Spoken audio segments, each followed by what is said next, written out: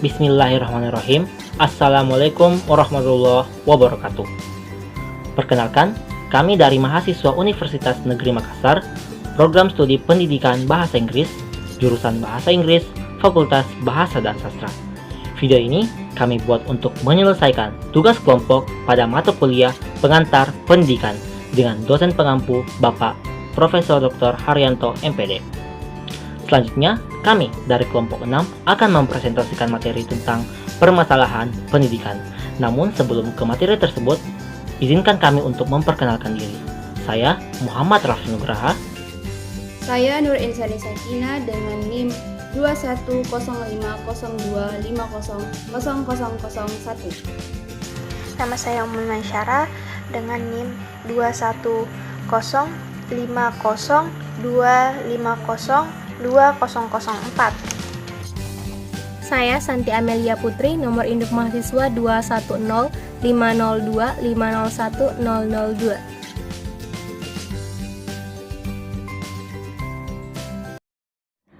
Permasalahan pendidikan. Pendidikan mempunyai tugas menyiapkan sumber daya manusia untuk pembangunan. Derap langkah pembangunan selalu diupayakan seirama dengan tuntutan zaman. Perkembangan zaman selalu memunculkan tantangan-tantangan baru yang sebagiannya sering tidak dapat diramalkan sebelumnya. Sebagai konsekuensi logis, pendidikan selalu dihadapkan pada masalah-masalah baru. Masalah yang dihadapi dunia pendidikan itu demikian luas.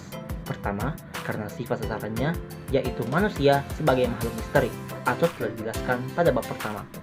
Kedua, karena usaha pendidikan harus mengantisipasi ke hari depan yang tidak segenap seginya terjangkau oleh kemampuan daya ramah manusia. Oleh karena itu, perlu ada rumusan sebagai masalah-masalah pokok yang dapat dijadikan pegangan oleh pendidik dalam menggemban tugasnya. Dengan mengkaji materi bab 7, Anda dapat memahami, pertama, menuliskan 4 macam masalah pokok pendidikan dan menjelaskannya. Kedua, menjelaskan saling hubungan antara masalah-masalah pokok pendidikan tersebut. Ketiga, menjelaskan pengaruh pendidikan ilmu pengetahuan dan teknologi, pertumbuhan penduduk, dan aspirasi masyarakat terhadap perkembangan masalah pendidikan. Dan yang keempat, menjelaskan atau dengan memberikan contoh-contoh permasalahan aktual pendidikan di tanah air kita, serta upaya penanggulangannya. Untuk meliputi tujuan tersebut, berikut ini disajikan materi yang meliputi: pertama, permasalahan pokok pendidikan dan penanggulangannya. Kedua, jenis permasalahan pokok pendidikan dan penanggulangannya. Ketiga, saling keterkaitan antara masalah pokok pendidikan. Keempat, faktor-faktor yang mempengaruhi perkembangan permasalahan pendidikan. Dan yang kelima, masalah aktual pendidikan di Indonesia dan penanggulangannya. A. Permasalahan pokok pendidikan dan penanggulangannya.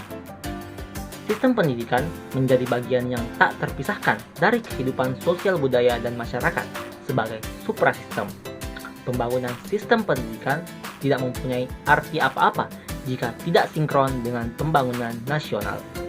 Kaitan yang erat antara bidang pendidikan sebagai sistem dengan sistem sosial dengan suprasistem tersebut, di mana sistem pendidikan menjadi bagiannya, menciptakan kondisi sedemikian rupa sehingga permasalahan intern sistem pendidikan itu menjadi sangat kompleks. Artinya, suatu permasalahan intern dalam sistem pendidikan selalu ada kaitan dengan masalah-masalah di luar sistem pendidikan itu sendiri. Misalnya, masalah mutu hasil belajar suatu sekolah tidak dapat dilepaskan dari kondisi sosial budaya dan ekonomi masyarakat di sekitarnya, dari murid-murid sekolah tersebut berasal, serta masih banyak lagi faktor-faktor lainnya di luar sistem persekolahan yang berkaitan dengan mutu hasil belajar tersebut. Berdasarkan kenyataan tersebut, maka penanggulangannya masalah pendidikan juga sangat kompleks, menyangkut banyak komponen dan melibatkan banyak pihak. Pada dasarnya, ada dua masalah pokok yang dihadapi oleh dunia pendidikan di tanah air kita dewasa ini, yaitu A. bagaimana semua warga negara dapat menikmati kesempatan pendidikan. B. Bagaimana pendidikan dapat membekali peserta didik dengan keterampilan kerja yang mantap untuk terjun ke dalam kancah kehidupan bermasyarakat. Yang pertama mengenai masalah pemerataan, dan yang kedua adalah masalah mutu, relevansi, dan juga efisiensi pendidikan. B. Jenis permasalahan pokok pendidikan. Ada 4 masalah pokok pendidikan yang telah menjadi kesepakatan nasional yang perlu diprioritaskan penanggulangannya. Masalah yang dimaksud yaitu pertama adalah masalah pemerataan pendidikan, yang kedua adalah masalah mutu pendidikan, yang ketiga adalah masalah efisiensi pendidikan, dan yang keempat adalah masalah relevansi pendidikan. 1. Masalah pemerataan pendidikan. Dalam melaksanakan fungsinya sebagai wahana untuk memajukan bangsa dan kebudayaan nasional, pendidikan nasional diharapkan dapat menyediakan kesempatan yang seluas-luasnya bagi seluruh warga negara Indonesia untuk memperoleh pendidikan. Masalah pemerataan pendidikan antara persoalan bagaimana sistem pendidikan dapat menyediakan kesempatan yang seluas-luasnya kepada seluruh warga negara untuk memperoleh pendidikan, sehingga pendidikan itu menjadi wahana bagi pembangunan sumber daya manusia untuk menunjang pembangunan. Masalah pendidikan timbul apabila masih banyak warga negara, khususnya anak usia sekolah, yang tidak dapat ditampung di dalam sistem ataupun lembaga pendidikan karena kurangnya fasilitas yang tersedia. Pada masa awalnya, di tanah air kita, pemerataan pendidikan itu telah dinyatakan di dalam Undang-Undang Nomor 4 Tahun 1950 sebagai dasar-dasar pendidikan dan pengajaran di sekolah. Pada bab 11 pasal 17 berbunyi, tiap-tiap warga negara Republik Indonesia mempunyai hak yang sama untuk diterima menjadi murid suatu sekolah jika syarat-syarat yang ditetapkan untuk pendidikan dan pengajaran pada sekolah itu dipenuhi. Selanjutnya, dalam kaitannya dengan wajib belajar bab 6 pasal 10 ayat 1 menyatakan, semua anak yang sudah berumur 6 tahun berhak dan yang sudah berumur 8 tahun diwajibkan belajar di sekolah, sedikitnya 6 tahun lamanya. Ayat 2 menyatakan, belajar di sekolah agama yang telah memenuhi kewajiban belajar.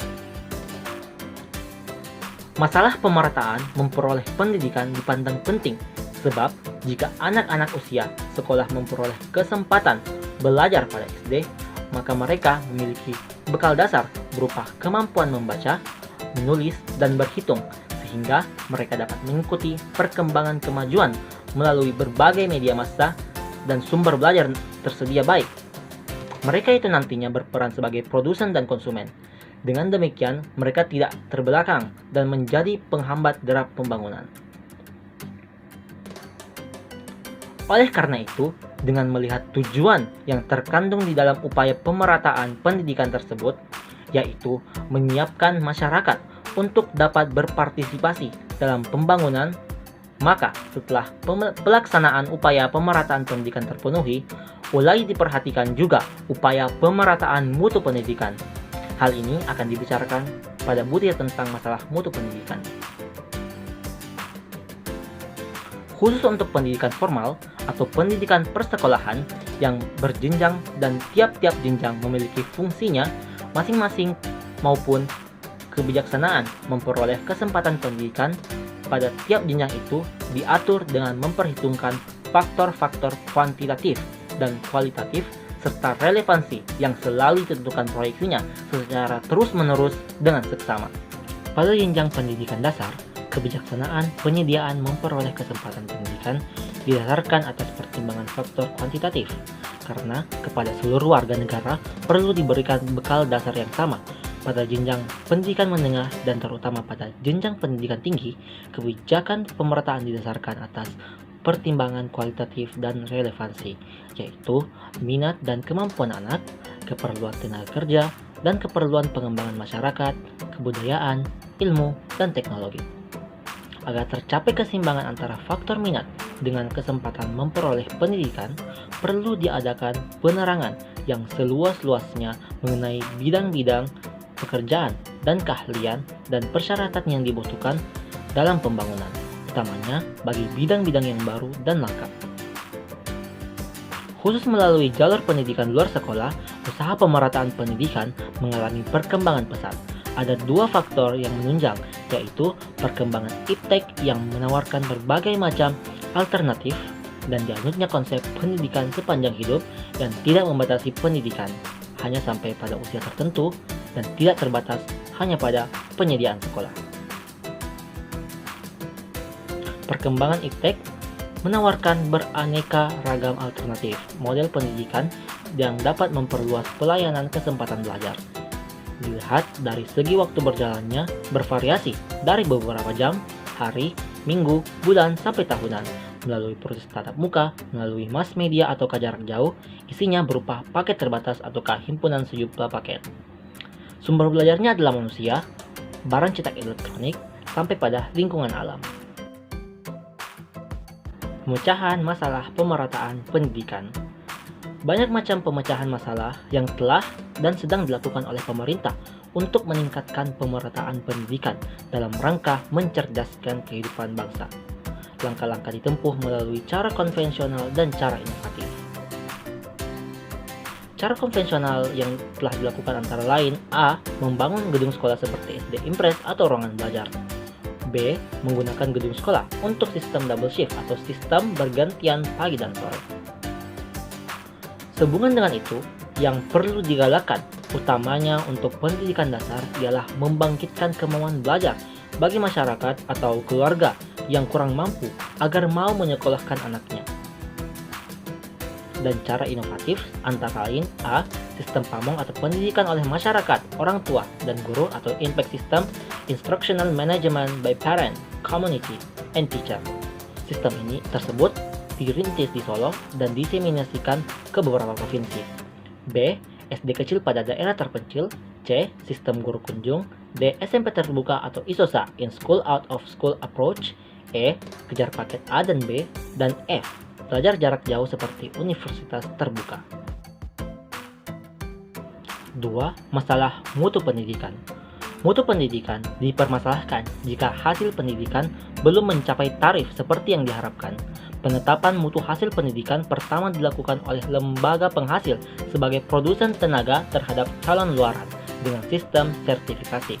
Selanjutnya, jika luaran kampus tersebut terjun ke lapangan kerja, penilaian dilakukan oleh lembaga pemakai sebagai konsumen tenaga dengan sistem tes unjuk kerja atau performance test.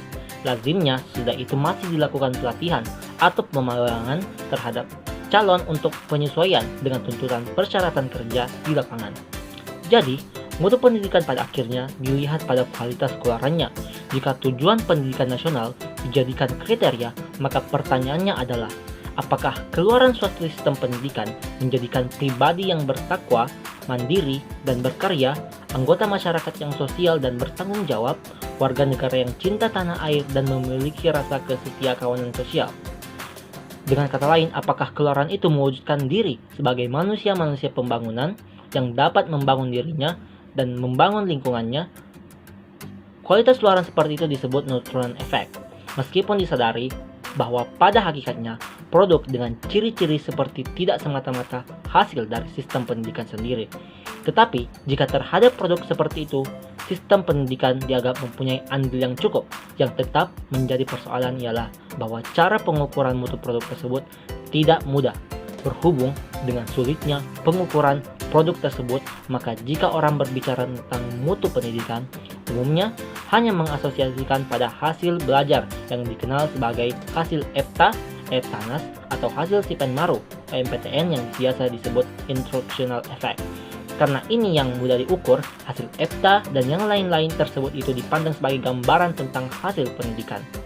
Padahal, hasil belajar yang bermutu hanya mungkin dicapai melalui proses belajar yang bermutu. Jika proses belajar tidak optimal, sangat sulit diharapkan terjadinya hasil belajar yang bermutu. Jika terjadi belajar yang tidak optimal dan menghasilkan skor hasil ujian yang baik, maka hampir dipastikan bahwa hasil belajar tersebut adalah semu. Pemecahan masalah mutu pendidikan. Meskipun untuk tiap-tiap jenis dan jenjang pendidikan masing-masing memiliki kekhususan, namun pada dasarnya pemecahan masalah mutu pendidikan bersasaran pada perbaikan kualitas komponen pendidikan, utamanya komponen masukan mentah untuk jenjang pendidikan menengah dan tinggi, dan komponen masukan instrumental, serta mobilitas komponen-komponen tersebut. Upaya pemecahan masalah mutu pendidikan dalam garis besarnya meliputi hal-hal yang bersifat fisik dan perangkat lunak, personalia, dan manajemen sebagai berikut. Yang pertama, seleksi yang lebih rasional terhadap masukan mentah khususnya untuk SLTA dan PT. Yang kedua, pengembangan kemampuan tenaga kependidikan melalui studi lanjut, misalnya berupa pelatihan, penataran, seminar, kegiatan kelompok, seperti PKG dan lain-lain. Yang ketiga, penyempurnaan kurikulum. Misalnya dengan memberi materi yang lebih esensial dan mengandung muatan lokal, metode yang menantang dan menggairahkan belajar, dan melaksanakan evaluasi yang beracuan PAP. Yang keempat, pengembangan prasarana yang menciptakan lingkungan yang tentram untuk belajar. Yang kelima, penyempurnaan sarana belajar seperti buku paket, media pembelajaran, dan peralatan laboratorium. Yang keenam, peningkatan administrasi manajemen khususnya yang mengenai anggaran. Yang ketujuh, kegiatan pengendalian mutu yang berupa kegiatan-kegiatan seperti laporan penyelenggaraan pendidikan oleh semua lembaga pendidikan. Yang kedua, supervisi dan monitoring pendidikan oleh penilik dan pengawas. Yang ketiga, sistem ujian nasional atau negara seperti EPTANAS, SIPENMARU, atau UNPTN. Dan yang keempat, akreditasi terhadap lembaga pendidikan untuk menetapkan status suatu lembaga. 3. Masalah efisiensi pendidikan. Masalah efisiensi pendidikan mempersoalkan bagaimana suatu sistem pendidikan mendayagunakan sumber daya yang ada untuk mencapai tujuan pendidikan. Jika penggunaannya hemat dan tepat sasaran, dikatakan efisiensinya tinggi. Jika terjadi yang sebaliknya, efisiensinya berarti rendah. Beberapa masalah efisiensi pendidikan yang penting ialah: yang pertama, bagaimana tenaga kependidikan difungsikan. Yang kedua, bagaimana prasarana dan sarana pendidikan digunakan. Yang ketiga, bagaimana pendidikan diselenggarakan. Dan yang keempat, masalah efisiensi dalam memfungsikan tenaga. Masalah ini meliputi pengangkatan, penempatan, dan pengembangan tenaga. Masalah pengangkatan terletak pada kesenjangan antara stok tenaga yang tersedia dengan jatah pengangkatan yang sangat terbatas. Pada masa 5 tahun terakhir ini, jatah pengangkatan setiap tahunnya hanya sekitar 206 dari kebutuhan tenaga di lapangan. Sedangkan persediaan tenaga yang siap diangkat untuk sebagian besar jenis bidang studi, sebab ada bidang studi tertentu yang belum tersedia tenaganya, lebih besar daripada kebutuhan di lapangan. Dengan demikian, berarti lebih dari 80% tenaga yang tersedia tidak segera difungsikan. Ini berarti pemubaziran terselubung karena biaya investasi pengadaan tenaga tidak segera terbayar kembali melalui pengabdian. Masalah penempatan guru, khususnya guru bidang penempatan studi, sering mengalami kekencangan, tidak disesuaikan dengan kebutuhan di lapangan.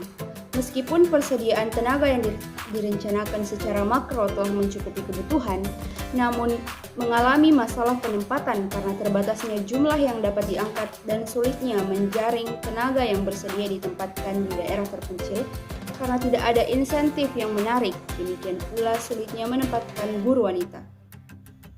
Masalah pengembangan tenaga kependidikan di lapangan biasanya terlambat, khususnya pada saat menyongsong hadirnya kurikulum baru. Setiap pembaruan kurikulum menuntut adanya penyesuaian dari para pelaksana di lapangan. Dapat dikatakan umumnya penanganan pengembangan tenaga pelaksana di lapangan yang berupa penyuluhan, latihan, lokakarya, penyebaran buku panduan sangat lambat. Akibatnya, terjadi kesenjangan antara saat dicanangkan berlakunya kurikulum dengan saat mulai dilaksanakan. Dalam masa transisi yang relatif lama, ini proses pendidikan berlangsung kurang efisien dan efektif. B. Masalah efisiensi dalam penggunaan prasarana dan sarana. Penggunaan prasarana dan sarana pendidikan yang tidak efisien bisa terjadi antara lain sebagai akibat kurang matangnya perencanaan dan sering juga karena perubahan kurikulum. Gejala lain tentang tidak adanya efisiensi dalam penggunaan sarana pendidikan, yaitu diadakannya dan didistribusikannya sarana pembelajaran tanpa dibarengi dengan pembekalan kemampuan, sikap, dan keterampilan calon pemakai ataupun tanpa dilandasi oleh konsep yang jelas. Sejak tahun 1979 telah disebarkan alat peraga untuk sekolah dasar. Sejauh mana alat peraga tersebut digunakan dan bagaimana dampaknya terhadap peningkatan efektivitas belajar tidak dilakukan pengkajian. Kondisi yang semacam ini adalah dibangunnya unit baru yang disebut PSD atau Pusat Sumber Belajar.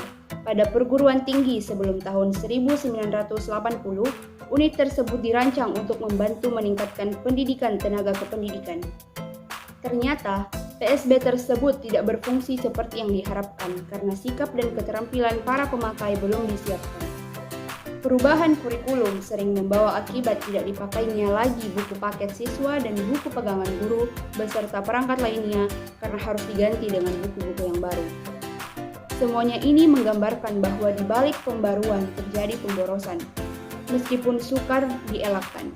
Sebab bagaimanapun juga pembaruan kurikulum merupakan tindakan antisipasi terhadap pemberian bekal bagi calon luaran agar sesuai dengan tuntutan zaman.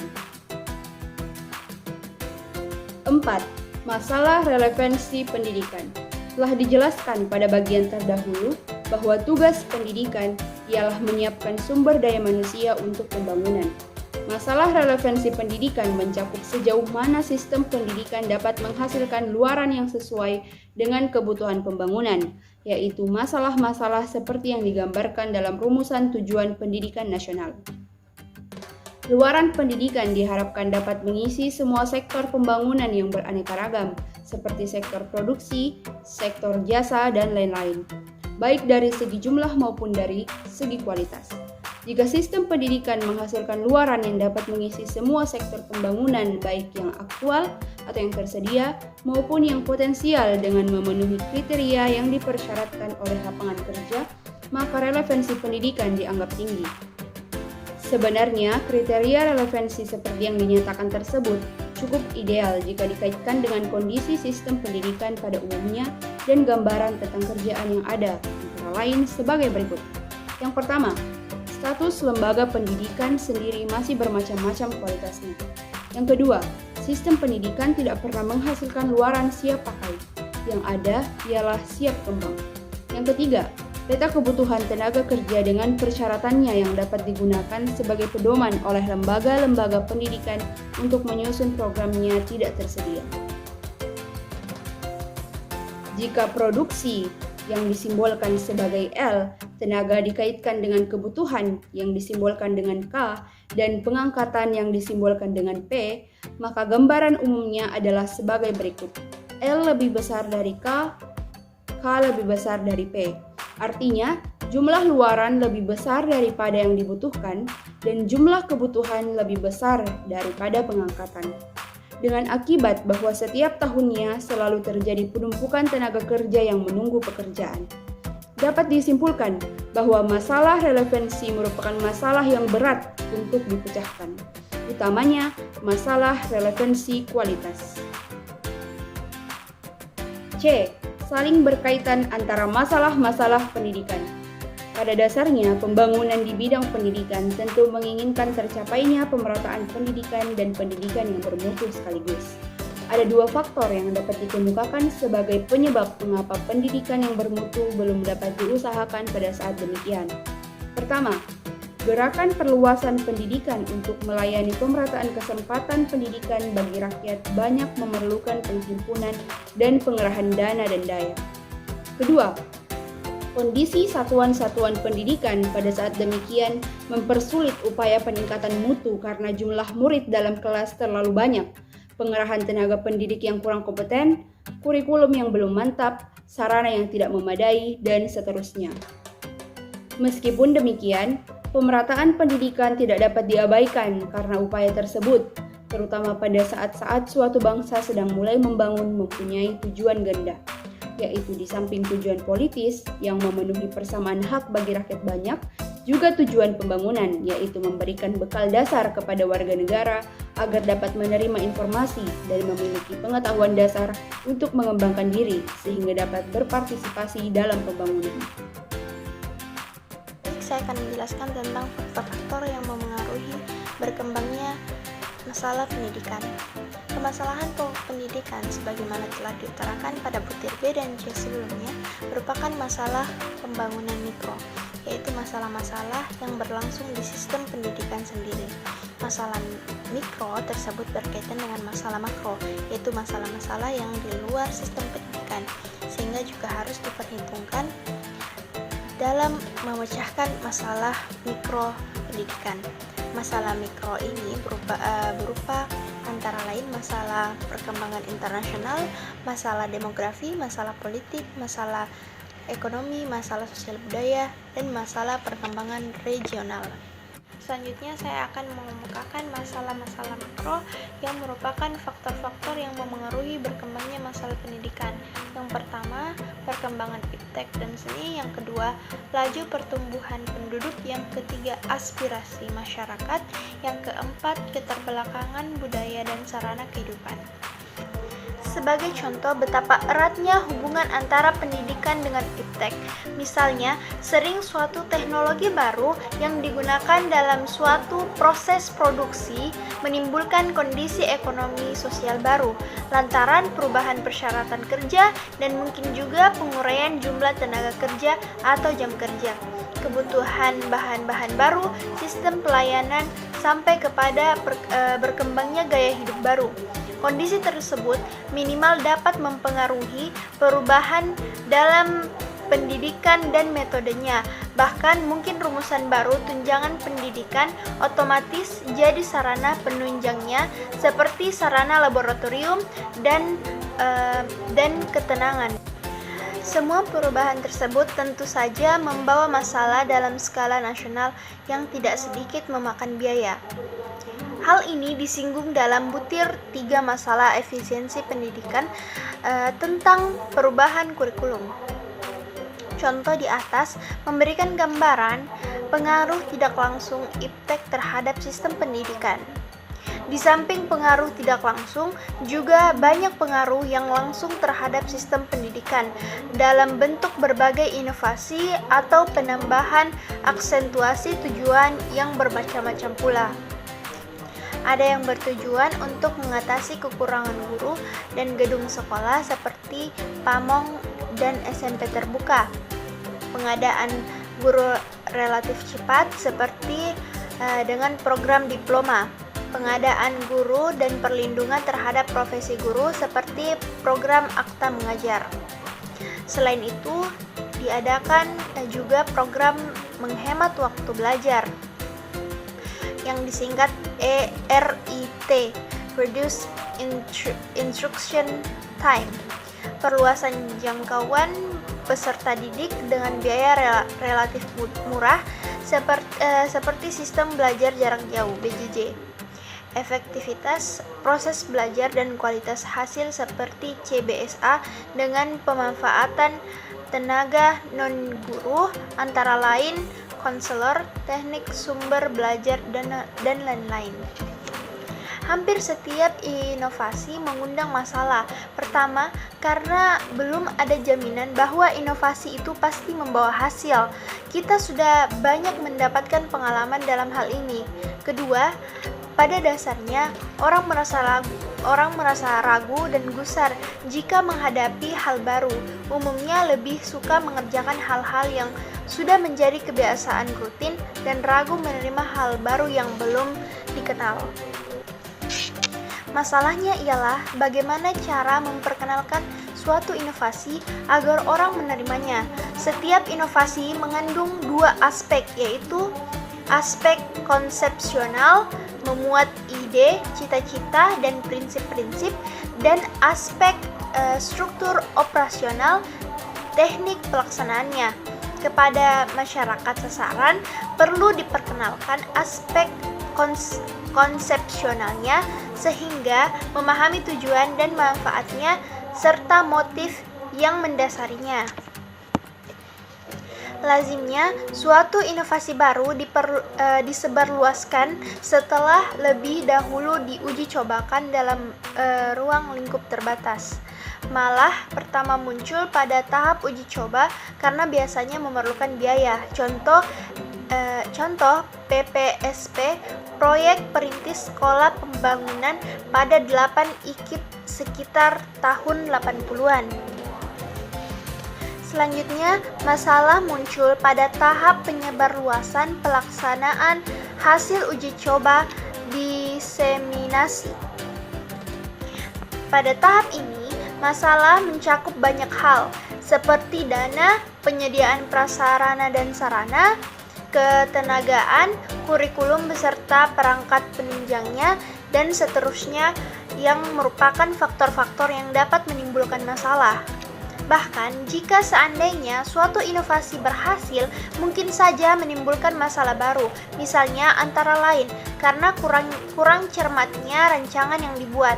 Contoh, program diploma yang berhasil dapat memproduksi tenaga guru yang diharapkan, tetapi berakibat alumni S1 banyak yang tidak terangkat karena ketiadaan jatah. Perkembangan seni. Kesenian merupakan aktivitas berkreasi manusia secara individual ataupun kelompok yang menghasilkan sesuatu yang indah. Berkesenian menjadi kebutuhan hidup manusia. Melalui kesenian, manusia dapat menyalurkan dorongan berkreasi, menciptakan yang bersifat orisinil, bukan tiruan, dan dorongan spontanitas dalam menemukan keindahan. Seni membutuhkan pengembangan. Dilihat dari segi tujuan, pendidikan yaitu terbentuknya manusia seutuhnya, aktivitas kesenian mempunyai andil yang besar karena dapat mengisi pengembangan dominan afektif, khususnya emosi yang positif dan konstruktif, serta keterampilan di samping domain kognitif yang sudah digarap melalui program bidang studi lain. Dilihat dari segi lapangan kerja, dewasa ini dunia seni segenap cabangnya telah mengalami perkembangan pesat dan semakin mendapat tempat dalam kehidupan. Pengembangan kualitas seni secara terprogram menuntut tersedianya sarana pendidikan tersendiri di samping program-program yang lain dalam sistem pendidikan. Disinilah timbullah masalah pendidikan kesenian yang mempunyai fungsi begitu penting, tetapi di sekolah-sekolah saat ini menduduki kelas 2, pendidikan kesenian baru terlayani setelah program studi yang lain terpenuhi pelayanannya.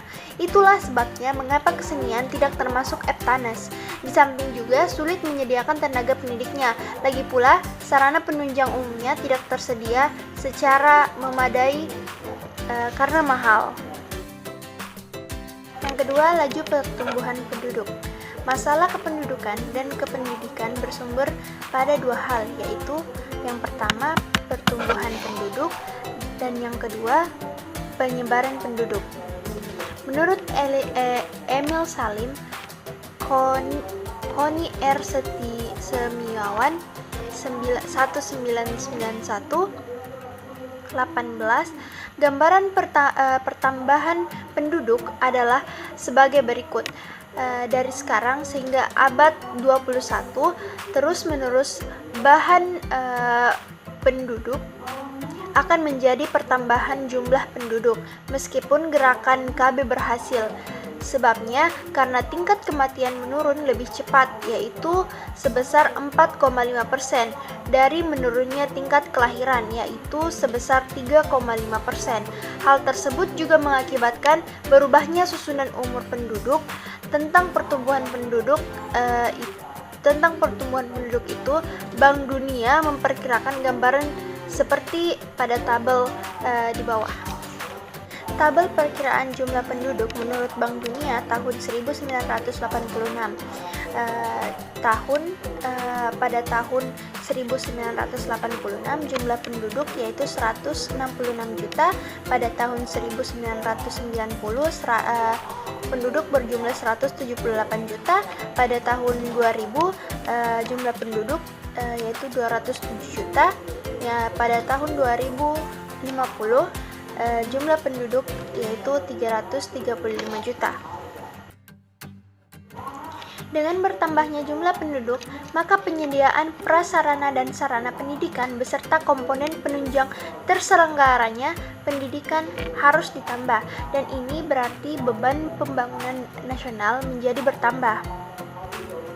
Pertambahan penduduk yang dibarengi dengan meningkatnya usia rata-rata dan penurunan angka kematian mengakibatkan berubahnya struktur kehidupan, yaitu proporsi penduduk usia sekolah dasar menurun, sedangkan proporsi penduduk usia lanjutan, angkatan kerja, dan penduduk usia tua meningkat berkat kemajuan bidang gizi dan kesehatan.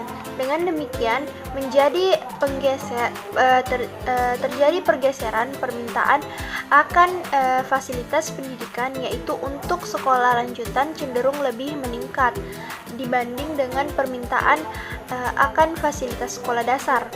Sebagai akibat lanjutan, permintaan untuk lanjut ke perguruan tinggi juga meningkat, khusus untuk penduduk usia tua yang jumlahnya meningkat. Perlu disediakan pendidikan non formal. Penyebaran penduduk di seluruh pelosok tanah air tidak merata. Ada daerah yang padat penduduk, terutama di kota-kota besar, dan daerah yang penduduknya jarang, yaitu di daerah pedalaman, khususnya di daerah terpencil yang berlokasi di pegunungan dan di pulau-pulau. Sebaran penduduk seperti yang digambarkan itu menimbulkan kesulitan dalam penyediaan sarana pendidikan. Sebagai contoh adalah dibangunnya SD kecil untuk melayani kebutuhan akan pendidikan di daerah terpencil pada Pelita 5. Di samping SD yang reguler, belum lagi kesulitan dalam hal penyediaan dan penempatan guru. Di samping sebaran penduduk seperti digambarkan itu dengan pola yang statis di kota padat, di desa jarang. Juga perlu diperhitungkan adanya arus perpindahan penduduk dari desa ke kota, urbanisasi, yang terus-menerus terjadi. Peristiwa ini menimbulkan pola yang dinamis dan labil yang lebih menyulitkan perencanaan penyediaan sarana pendidikan. Pola yang labil ini juga merusak pola pasaran kerja yang seharusnya menjadi acuan dalam pengadaan tenaga kerja. Yang ketiga yaitu aspirasi masyarakat. Dalam 2 dasawarsa terakhir ini, aspirasi masyarakat dalam banyak hal meningkat, khususnya aspirasi terhadap pendidikan hidup yang sehat, aspirasi terhadap pekerjaan.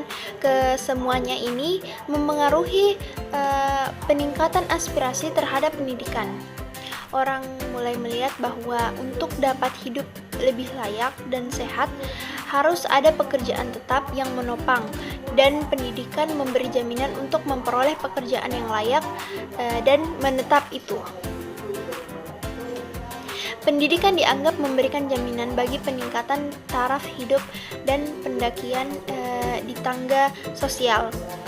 Sebagai akibat dari meningkatnya aspirasi terhadap pendidikan, maka orang tua mendorong anaknya untuk bersekolah agar nantinya anak-anaknya memperoleh pekerjaan yang lebih baik daripada orang tuanya sendiri. Dorongan yang kuat ini juga terdapat pada anak-anak sendiri. Mereka, orang tua dan anak-anak, merasa susah jika mendapatkan rintangan dalam bersekolah dan melanjutkan studi. Mungkin ini dapat dipandang sebagai indikator tentang betapa besarnya aspirasi orang tua dan anak-anak terhadap pendidikan itu. Apa akibat yang timbul dari perubahan sosial tersebut? Gejala yang timbul ialah membanjirnya pelamar pada sekolah-sekolah, arus pelajar menjadi meningkat di kota-kota. Di samping pendidikan formal, mulai bermunculan beraneka ragam pendidikan non formal. Beberapa hal yang tidak dikehendaki antara lain ialah seleksi penerimaan siswa pada berbagai jenis dan jenjang pendidikan menjadi kurang objektif. Jumlah murid dan siswa per kelas melebihi yang semestinya. Jumlah kelas setiap sekolah membengkak. Diadakannya kesempatan belajar bergilir pagi dan sore dengan pengurangan jam belajar, kekurangan sarana belajar, kekurangan guru, dan seterusnya. Dampak langsung dan tidak langsung dari kondisi sebagaimana digambarkan itu ialah terjadi penurunan kadar efektivitas. Dengan kata lain, massalisasi pendidikan menghambat upaya pemecahan masalah mutu pendidikan. Massalisasi pendidikan ibarat perusahaan konvensi pakaian yang hanya melayani 3 macam ukuran: large, medium, dan small. Kebutuhan individual yang khususnya dan yang terkhusus tidak terlayani. Namun demikian, tidaklah berarti bahwa aspirasi terhadap pendidikan harus direndam. Justru sebaliknya, harus tetap dibangkitkan dan ditingkatkan, utamanya pada masyarakat yang belum maju dan masyarakat di daerah terpencil, sebab aspirasi menjadi motor penggerak roda kemajuan.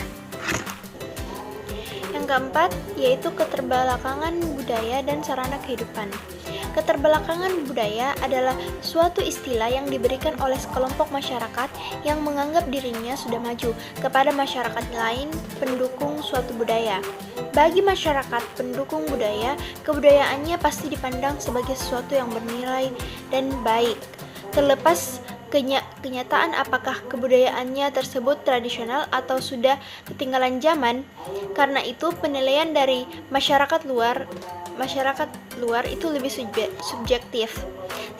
Semestinya masyarakat luar itu bukan harus menilainya, melainkan hanya melihat bagaimana kesesuaian kebudayaan tersebut dengan tuntunan zaman. Jika sesuai dikatakan maju, jika tidak sesuai lalu dikatakan keterbelakang. Sesungguhnya tidak ada kebudayaan yang secara mutlak statis, apalagi mandek, tidak mengalami perubahan. Sekurang-kurangnya bagian unsur-unsur yang berubah, jika tidak seluruhnya secara utuh. Tidak ada kebudayaan yang tidak berubah. Berubahnya unsur-unsur kebudayaan tersebut tidak selalu bersamaan satu dengan yang lain. Ada unsur-unsur yang lebih cepat dan ada yang lambat laun berubah. Namun yang jelas terjadinya perubahan tidak pernah terhenti sepanjang masa. Bahkan meskipun perubahan yang baru itu ke arah negatif, apalagi pada abad ke-20 ini, di mana perkembangan iptek demikian pesat dan menambah ke seluruh bidang kehidupan. Khususnya dengan munculnya penemuan-penemuan baru di bidang telekomunikasi, televisi, dan transportasi yang menimbulkan revolusi informasi yang menebus batas-batas antar negara dan bangsa dan membuat bumi menjadi terasa kecil yang dikenal dengan era globalisasi. Maka mudah terjadi pertukaran kebudayaan antar bangsa.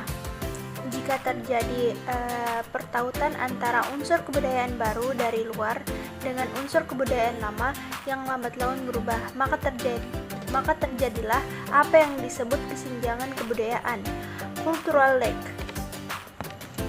Perubahan kebudayaan terjadi karena adanya penemuan baru dari luar maupun dari dalam lingkungan masyarakat sendiri. Kebudayaan baru itu baik yang bersifat material seperti peralatan-peralatan pertanian, rumah tangga, transportasi, telekomunikasi, dan yang bersifat non-material seperti paham atau konsep baru tentang keluarga berencana, budaya menabung, penghargaan terhadap waktu, dan lain-lain. Keterbelakangan budaya terjadi karena Yang pertama, letak geografis tempat tinggal suatu masyarakat, misal terpencil.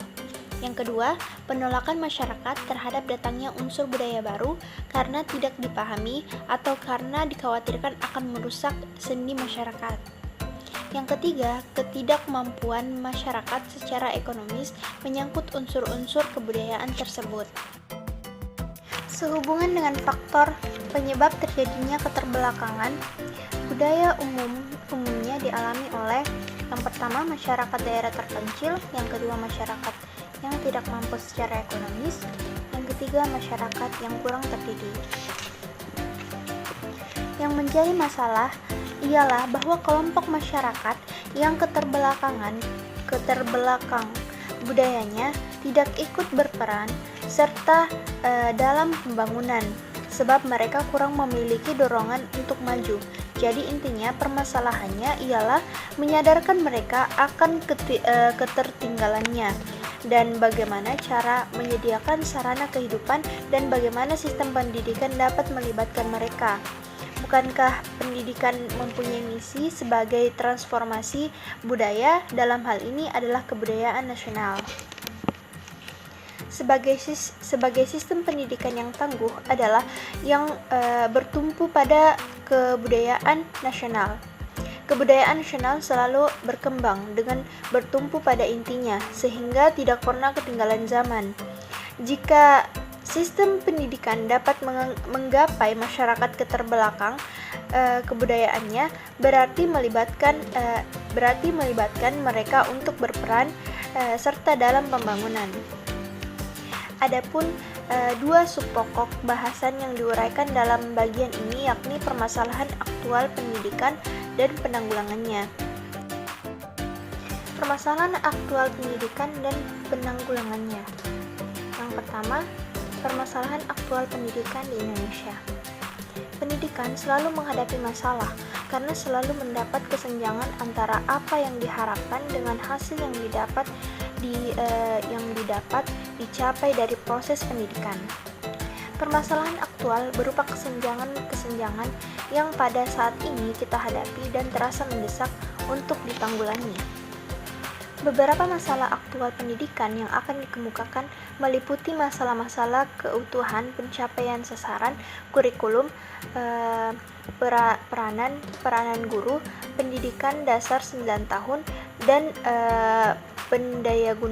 pendayagunaan teknologi pendidikan.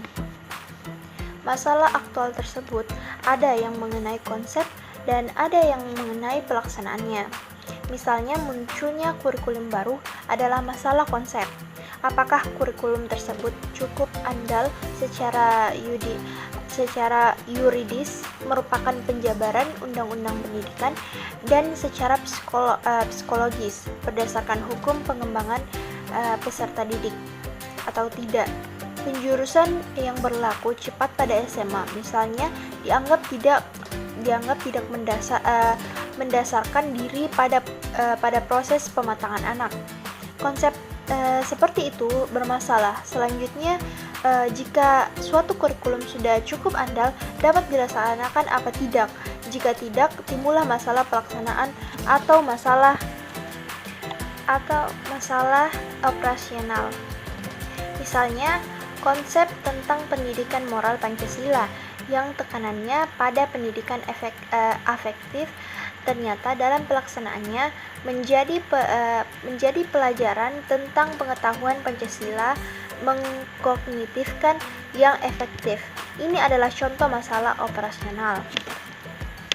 Perlu dipahami bahwa tidak semua masalah aktual tersebut merupakan masalah baru.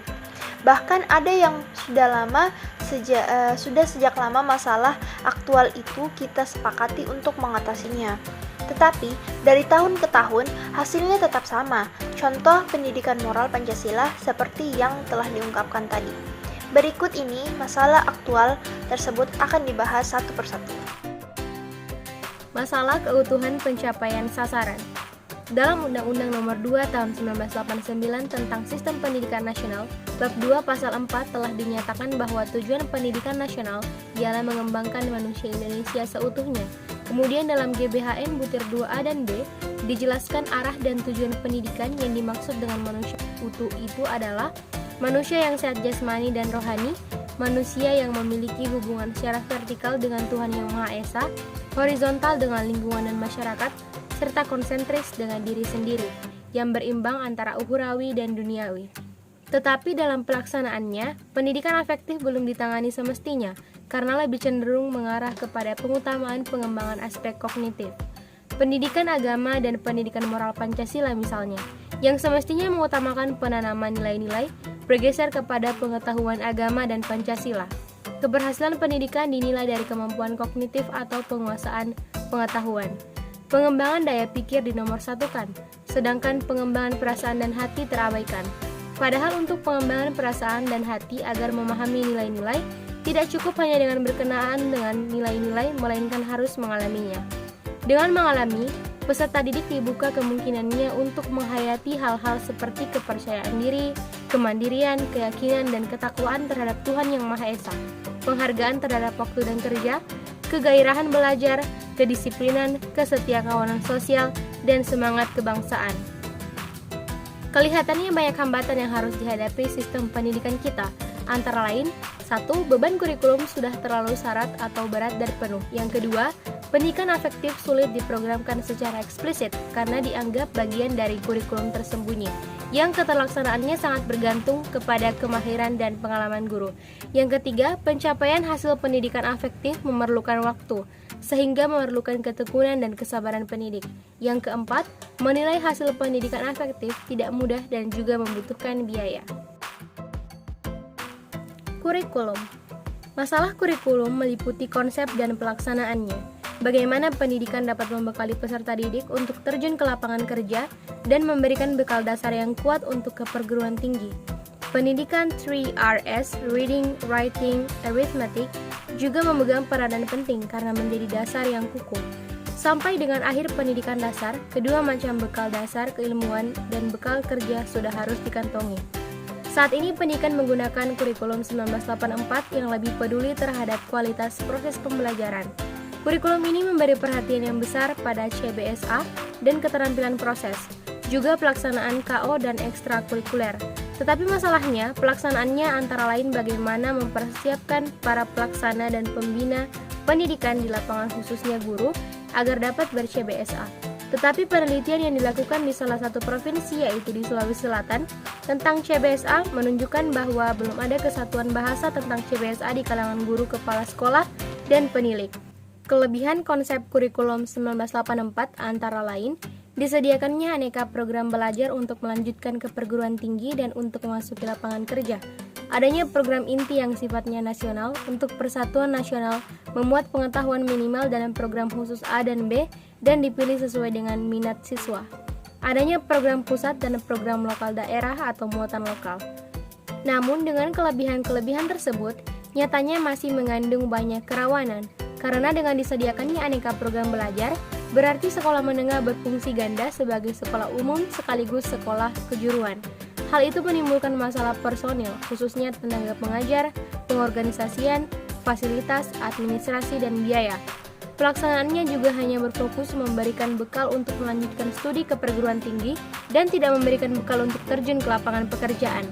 Tanpa sengaja, kurikulum 1984 menggiring peserta didik untuk beramai-ramai memasuki perguruan tinggi tanpa melihat secara potensial mampu atau tidak. Peranan guru. Dahulu, sebuah sekolah sudah dapat beroperasi jika ada murid, guru, dan ruangan tempat belajar dengan beberapa sarana seperlunya. Guru merupakan satu-satunya sumber belajar yang memberikan ilmu kepada murid. Namun, dewasa ini bagi seorang guru tidak mungkin lagi menguasai seluruh hasanah ilmu pengetahuan, walau dalam bidangnya sendiri yang ia tekuni. Karena itu juga tidak satu-satunya sumber belajar bagi muridnya. Tugasnya bukan memberikan ilmu pengetahuan, melainkan terutama menunjukkan jalan bagaimana cara memperoleh ilmu pengetahuan dan mengembangkan dorongan untuk berilmu. Dengan kata lain, menumbuh kembangkan budaya membaca dan budaya meneliti untuk menentukan sesuatu pada diri muridnya. Tugas guru adalah membelajarkan pelajar dan dibantu oleh sejumlah petugas lainnya seperti konselor atau guru BP, pustakawan, laboran, dan teknisi sumber belajar. Pendidikan Dasar 9 tahun. Undang-Undang Republik Indonesia Nomor 2 Tahun 1989 Pasal 2 menyatakan bahwa pendidikan dasar merupakan pendidikan 9 tahun, terdiri dari program pendidikan 6 tahun di SD dan program pendidikan 3 tahun di SLTP. Ketetapan tersebut merupakan realisasi dari GBHN 1993 tentang Arah Pendidikan Nasional Butir 26 yang antara lain mengatakan perlunya peningkatan kualitas serta pemerataan pendidikan, terutama peningkatan kualitas pendidikan dasar. Dilihat dari segi lamanya waktu belajar, yaitu 9 tahun, kita sudah mengalami langkah maju dibanding dengan masa-masa sebelumnya yang menetapkan wajib belajar hanya 6 tahun, yaitu sampai tingkat SD. Dalam pelaksanaan pendidikan dasar 9 tahun menemui banyak hambatan, antara lain yang pertama, realisasi pendidikan dasar yang diatur dengan PP nomor 28 tahun 1989 masih harus dicarikan titik temunya dengan PP nomor 65 tahun 1951 yang mengatur sekolah dasar sebagai bagian dari pendidikan dasar, karena PP tersebut belum dicabut. Yang kedua, kurikulum yang belum siap. Jika dalam tahun 1994 sudah dapat didistribusikan ke sekolah-sekolah, tentunya sarana penunjang lainnya seperti buku-buku dan fasilitas harus ditunggu lagi. Yang ketiga, pada masa transisi para pelaksana pendidikan di lapangan, perlu disiapkan melalui bimbingan-bimbingan, penyuluhan, penataran, dan lain-lain. Yang keempat, hambatan dari orang tua atau kalangan yang kurang mampu yang mungkin bisa menyekolahkan anaknya lebih lanjut.